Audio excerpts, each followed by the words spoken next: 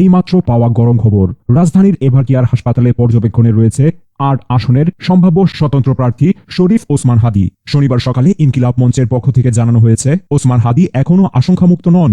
৪৮ ঘন্টা পার হওয়ার আগে তার শারীরিক অবস্থা নিয়ে নিশ্চিত করে কিছুই বলা যাবে না। ত্রয়োদশ জাতীয় সংসদ নির্বাচনের তফসিল ঘোষণার পরদিন শুক্রবার দুপুরে গুলিবিদ্ধ হন ইনকিলাব মঞ্চ নামের একটি সংগঠনের আহ্বায়ক ওসমান হাদী। আশঙ্কাজনক অবস্থায় তাকে প্রথমে ঢাকা মেডিকেল কলেজ হাসপাতালে চিকিৎসা দেওয়া হয়, পরে নেওয়া হয় রাজধানীর এভারকেয়ার হাসপাতালে। সকাল 10:15টার দিকে এভারকেয়ার হাসপাতাল থেকে ইনকিলাব মঞ্চের সদস্য সচিব আব্দুল্লাহ আল জাবের বলেন, ওসমান হাদীর ইন্টারনাল রেসপন্স আছে, তিনি এখনও আশঙ্কামুক্ত নন। চিকিৎসকের ৪৮ ঘন্টা পর্যবেক্ষণে রয়েছেন তিনি, তারা এর চেয়ে বেশি কিছু বলতে পারছেন না। আব্দুল্লাহ আল জাবের ইনকিলাব মঞ্চের পক্ষ থেকে দেশবাসীর কাছে ওসমান হাদীর সুস্থতার জন্য দোয়া চেয়েছেন। হাদীকে হাসপাতালে নেওয়ার পর থেকে সেখানে অবস্থান করছেন আব্দুল্লাহ আল জাবের। সকাল থেকে ওসমান হাদীর শারীরিক অবস্থার খোঁজ নিতে এভারকেয়ার হাসপাতালের সামনে ভিড় করতে থাকে ইনকিলাব মঞ্চ, মঞ্চ ২৪ এবং বিভিন্ন নামের প্ল্যাটফর্মের নেতাকর্মীরা। সকাল 10:30টায় এভারকেয়ার হাসপাতালের সামনে গণমাধ্যম কর্মীদের সঙ্গে কথা বলেন মঞ্চ ২৪ নামে একটি প্ল্যাটফর্মের আহ্বায়ক ফাহিম ফারুকি। তিনি বলেন, এই হামলা পরিকল্পিত।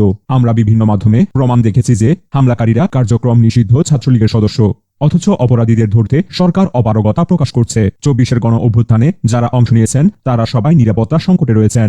জড়িত ব্যক্তিদের দ্রুত বিচারের দাবি করেন তিনি। গতকাল গুলি করার পর আহত হাদীকে রিকশায় ঢাকা মেডিকেল কলেজ হাসপাতালে নেওয়া হয়।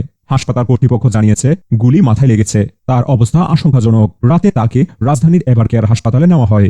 ঢাকা মেডিকেল কলেজ হাসপাতালের পরিচালক ব্রিগেডিয়ার জেনারেল মোহাম্মদ আসাদুজ্জামান শুক্রবার বিকেলে বলেন, একটি গুলি হাদীর কানের ডান পাশ দিয়ে মাথায় প্রবেশ করে বাঁ পাশ দিয়ে বেরিয়ে যায়। তাকে লাইফ সাপোর্টে নেওয়া হয়েছিল। হাসপাতালের নিউরোসার্জারি বিভাগের চিকিৎসকেরা তার প্রাথমিক অস্ত্রোপচার করেছেন। পরে তাকে অ্যাম্বুলেন্সে করে এভারকেয়ার হাসপাতালে নেওয়া হয়। নির্বাচনের তফসিল ঘোষণার পর দিনেই সম্ভাব্য স্বতন্ত্র প্রার্থীর উপর হামলার ঘটনায় বিভিন্ন রাজনৈতিক দল এবং সংগঠন নিরাপত্তা পরিস্থিতি নিয়ে উদ্বিগ্ন রয়েছেন।